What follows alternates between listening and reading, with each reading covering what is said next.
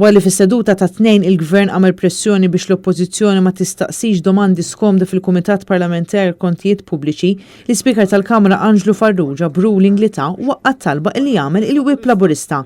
L-Ispeaker insisti li għandu jkun iċ-Chairperson tal-PAC li jiddeċidi x'mistoqsijiet isiru.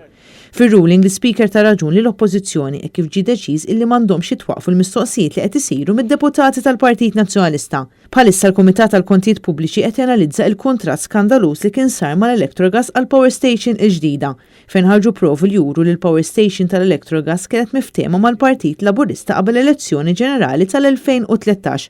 Kuntratt skandalus li diġà kien ikkundannat mill-Uffiċċju tal-Awditur Ġenerali. It-talba biex jitwaqfu l-mistoqsijiet tad-deputati nazzjonalisti saret mill-Whip tal-Grupp Parlamentari Laburista Glenn Bedingfield.